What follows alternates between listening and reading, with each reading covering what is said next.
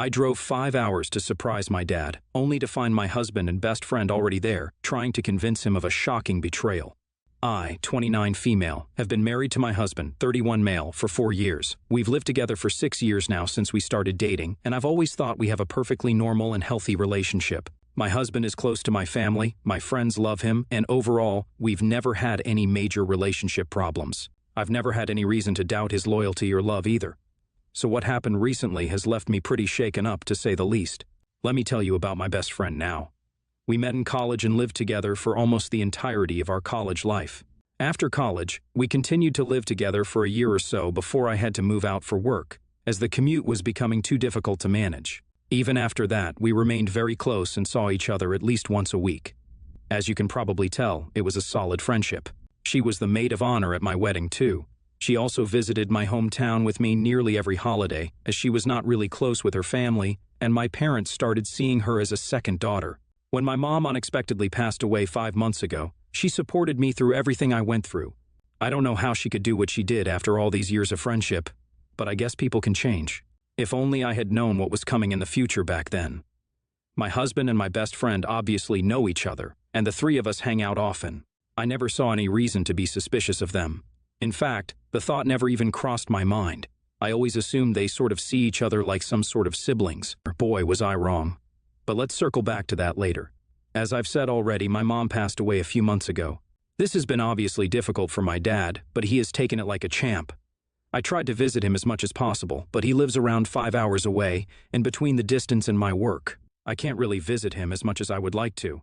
My dad had also been acting weird for a while, asking me if I was doing fine, and saying I can tell him anything. I thought he was concerned about how I was dealing with my mom's death because we were very close, and her death has been a huge blow to me. My husband recently went on a work trip. Coincidentally, my office shut down for 3 days for some maintenance and security checks, and we were supposed to work from home.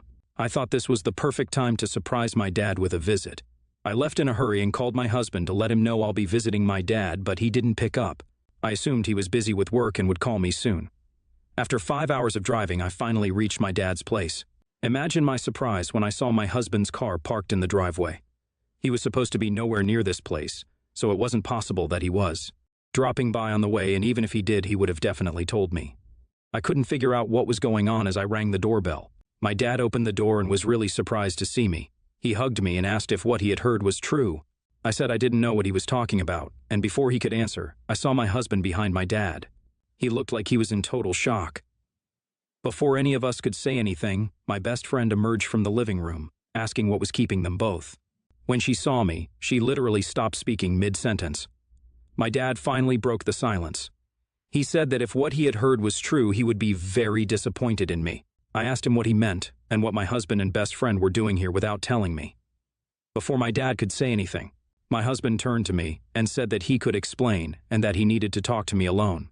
I was so confused at that moment. I snapped at him and said that whatever needs to be said will be said in front of everyone. Clearly, they were comfortable having a conversation with my dad without me. Dad asked us all to have a seat at the very least, and I just followed him to the living room mechanically. My best friend was silent the whole time. After a very uncomfortable silence in the living room, my dad told me that he knows about my problem. What problem? What on earth was even going on? I said as much, and he told me there's no point in hiding and that my husband and best friend had told him everything. Even more confused than before, I demanded an explanation from my husband. He again told me that he could explain everything if I just talked to him alone. My dad then intervened and said that my best friend and husband had shown up this morning and told my dad that I had been drinking a lot. They went as far as to say that I was getting verbally abusive and buying more and more expensive bottles of wine and wouldn't let anyone stop me. This was an absolute shock to me. I mean, I do have the occasional wine now and then, but in no way do I have a drinking problem. The part about being verbally abusive and overspending was even more absurd than my alleged drinking problem. I obviously started denying everything and asked my husband and best friend what the hell was going on. What I found out has officially turned my life upside down. My husband told me he'll explain everything if I just went back home with him, but I demanded an explanation right there. That's how I found out that the two people I love most in the world were trying to cheat me out of my mom's inheritance by trying to convince my dad I was an alcoholic with a shopping problem. My best friend is a lawyer. I scanned the document she had built up to steal my inheritance, wrote an email about everything that had happened, and sent it to her workplace. She didn't have the guts to confront me, but my husband called me up, saying I didn't need to drag our professional lives. They can all go to hell for all I care. She told me that she'll probably get fired. AITA for doing what I did? Wow, I was not expecting the outpour of supportive comments and messages from you. I wasn't even sure if anyone would read my post, but I want to thank everyone for the kind words. It's still hard for me to talk about this, but I'll give you some context. My mother was an only child who inherited everything my grandparents owned. This includes some money and a beach house. She left it to my dad, with a request for him to give the money to me. It isn't an extravagant sum, but it's still quite a lot. Dad worked as a banker his whole life and has a great retirement plan in motion, so he had no reason to keep the money. We were going to start the legal process of sorting out the inheritance, but it was supposed to take a few months, and after Mom's death, we had both decided we'll deal with it later. If only I knew what was to come. My best friend knew everything regarding this because, as I've already mentioned, we are very close. I don't know how this has been going on behind my back, but my husband and best friend have been seeing each other for a while. When they found out about the inheritance, they made this plan to convince my dad to temporarily give the money to my husband for safekeeping by saying I cannot be trusted with it. For the last few months, they have been secretly talking to my dad behind my back and convincing him that I'm emotionally unstable and had an alcohol problem. The day I caught them at my dad's house, they even had the papers ready for my dad to sign. I'm absolutely devastated. I've put in a request to work from home and have been living with my dad. My dad is pretty shaken up by everything. He used to see my best friend as a daughter, and this betrayal has been very hard on him. I honestly don't know how to manage my own emotions and take care of him at the same time. Some of you have told me to sue my best friend and husband, but I'm not sure if I'm in the headspace to get into a complicated legal case right now. I'm still pretty much in shock. I'll still talk to a friend of mine who is a lawyer and see what can be done, but as of now, it's unlikely. I just want never to see either of them again and try to move on with my life. I've had a conversation with my husband. It was extremely difficult even to see his face, but I knew it had to be done. At least he had the decency to look ashamed. I told him not to waste my time and tell me everything honestly. Apparently, he and my best friend had feelings for each other for quite some time. When I found out about my mom's death, I went into a depressive phase and spent a few weeks at my dad's place. Apparently, that I went over to my dad's place and lived there for a couple of weeks. And apparently, that's when things escalated between them. So, there I was grieving for my mother, while the two people closest to me were betraying me in the worst possible way. I can't even believe what my husband is saying. Who knows, maybe this has been going on behind my back for years now. My best friend has gone radio silent on me.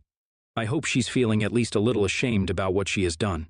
I have talked to my lawyer friend, and she said that since my husband and best friend didn't actually steal any money, the legal process might get tedious without amounting to anything much. I agree with her and have decided not to pursue anything like that. What I am planning to do is to get a divorce from my husband as soon as I possibly can, sell our house, move back closer to my dad, and never see those people again. I'm going to file for alimony and get the house, which I think is more than reasonable considering the massive betrayal I've had to face. NTA. I'm so sorry to hear what happened to you, OP. I guess sometimes we can never really tell who people are. I hope you find yourself some better friends and recover from what happened to you. I'm glad you're cutting them off completely from your life, and the fact that you get to be closer to your dad must feel good.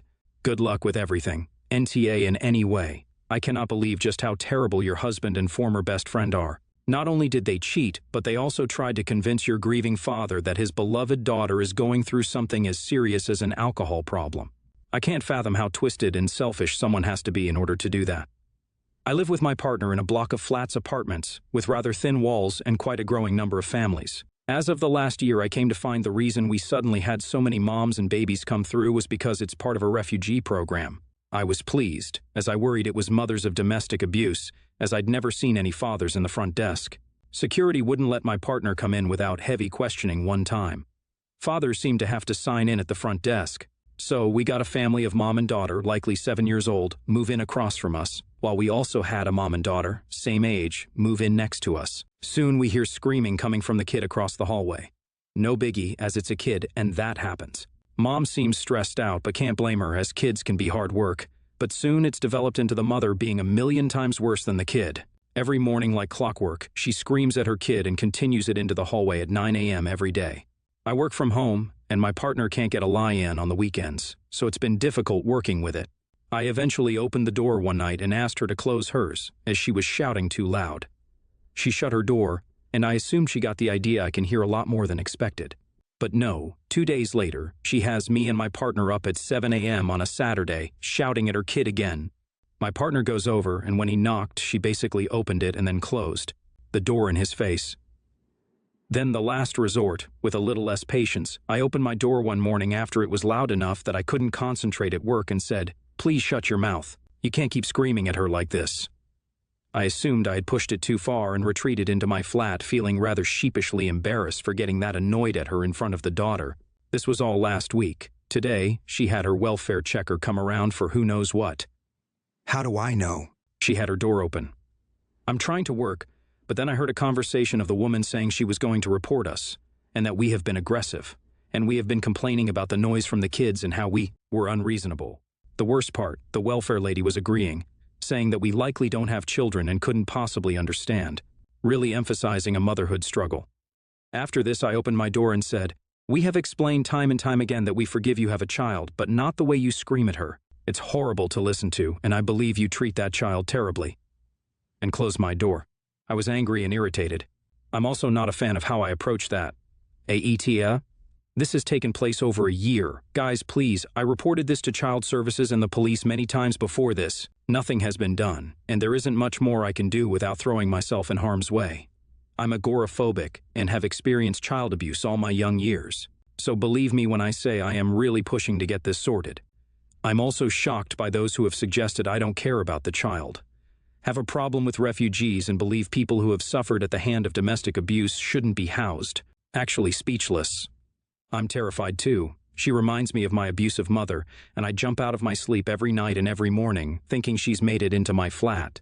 I'm doing as much as I can without taking the daughter out of the flat, which I cannot do for obvious reasons. Report was made to Child Services, the front desk, and I have recorded too. Does anyone have a suggestion for finding out what they're saying in the clips?